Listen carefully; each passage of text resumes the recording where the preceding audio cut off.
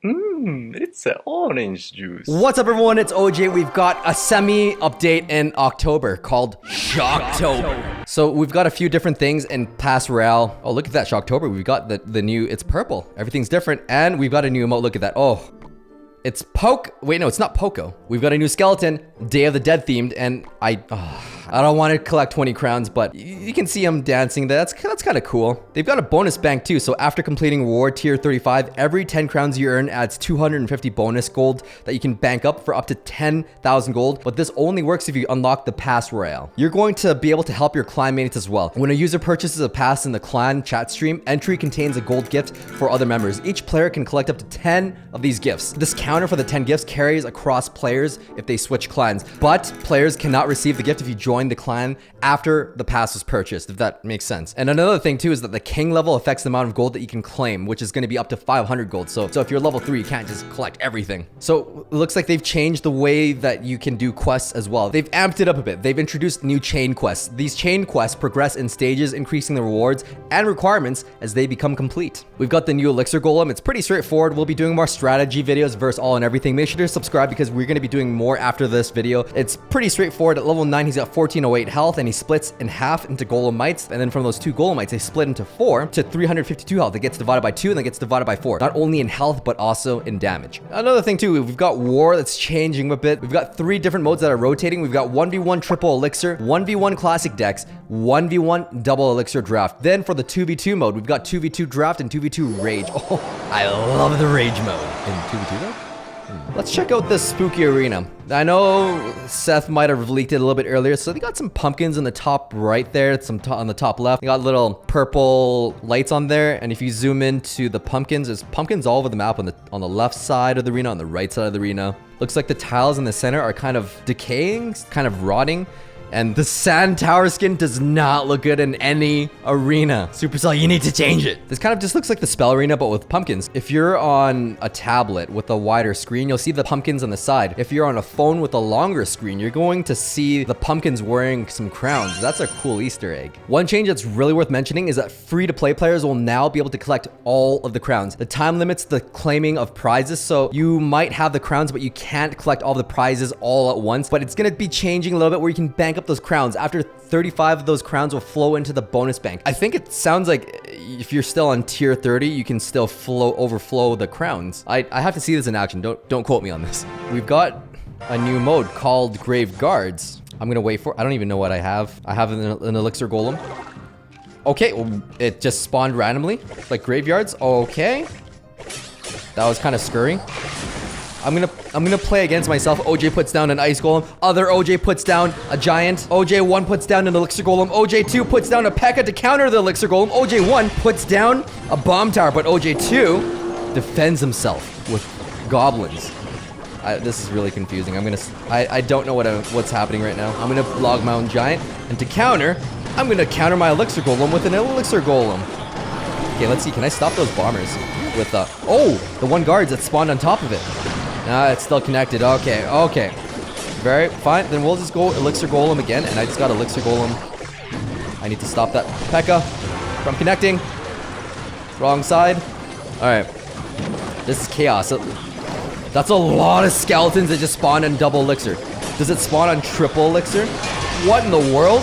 Okay, we gotta survive for another minute. 1 more minute. That's all we gotta do.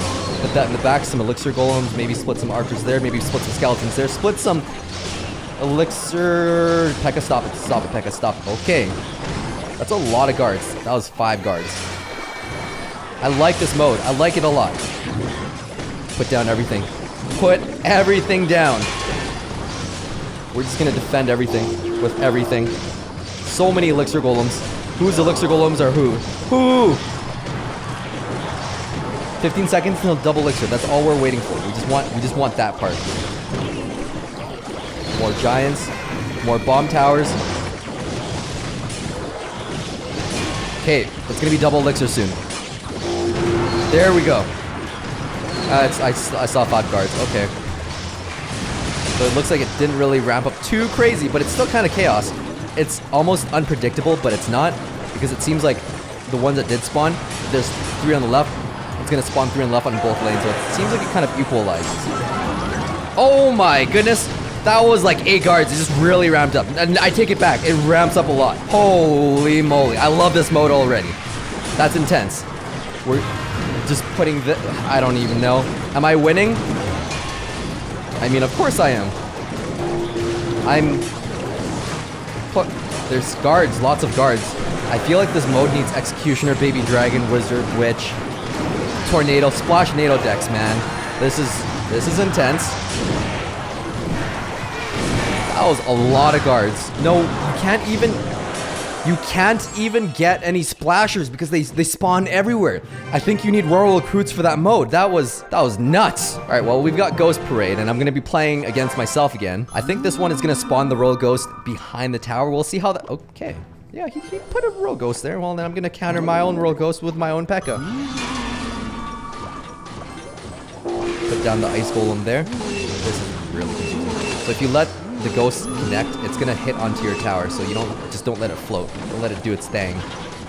You'll be good. Oh my goodness. This bridge spammer spamming everything. Wait, was it double elixir? And then did it ramp up to triple elixir and the other? I don't know. It felt really fast. I feel like it did.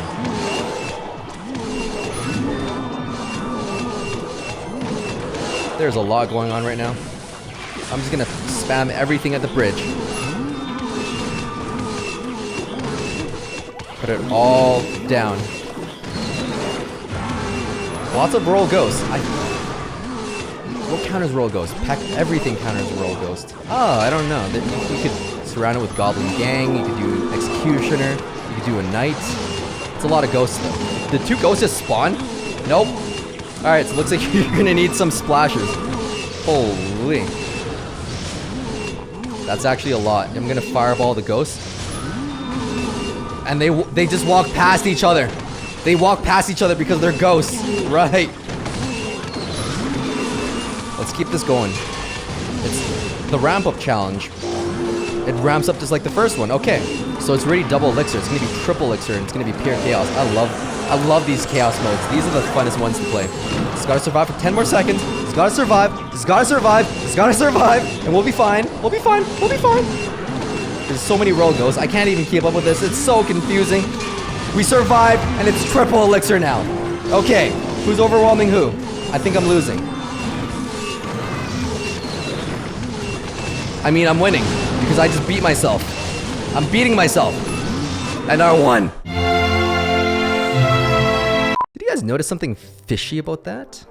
The wall breakers were 2 elixir. And the best part of the update, they scream. Check it out. Party time with the wall breakers. That's right. On to the balance changes. I actually didn't expect any balances because we just had the party update! But it's actually a huge update. The witch is getting a complete rework. She'll be getting a 12% nerf in hit points. Now, she'll die to fireball and zap combination, or even fireball and snowball. Only fireball and the log would stop her, but now you have more options. The musketeer and wizard will also stop her in 1 less hit.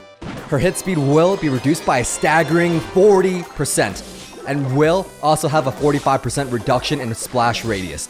She'll now have the same hit speed as the wizard and the prince, but don't worry too much, witch users. She'll also be getting a 220% damage buff. Her total DPS will go from 69 to 157. Her damage and speed is almost identical to the wizard now. Just her splash isn't as dramatically wide as the wizard's. She's basically a wizard that spawns skeletons that has wizard health, hit speed, move speed, and damage minus his splash radius. Everything the wizard took care of in one shot will be the same for the wizard. Skeleton spawning time will now be longer, going from 5 seconds to 7 seconds. This will give players a bigger window to drop units beside her, but watch out! Skeletons now spawn around the witch and no longer in front of her. Her children are ready to protect her. This can make sniping her with a single targeting unit like a mini P.E.K.K.A. a bit harder, especially since the mini P.E.K.K.A. takes 2 hits to kill her still. Now when the witch dies, she'll no longer spawn any skeletons. It's complete rework. The Night Witch is getting a bit of love and will be reverting back to her 4-bat death spawn. Oh boy, we're back in the dark ages. Wall breakers are getting a big buff. The pair will only cost 2 elixir now. To scale down this elixir cost, they're receiving a 10% nerf in damage to compensate for the change. It'll now take 2 wall breakers to kill the tombstone. Unlike before, one would hit the tombstone and the other would hit the princess tower. One of the most important changes to the wall breakers is that they're finally changing their mass to be 100% heavier. This means that their ability to block or plow through tiny swarm units is getting better. They'll just push through everything at full speed now, unless it's a golem. The hunter is finally getting a 2% damage buff. This is going to change so many different interactions. Those times that you defend a hog rider, it's just barely not going to survive that 1 extra hit anymore. It's going to be a huge difference. It's 2%, but it's a difference. Balloon's about to connect? Not no more for those very specific interactions.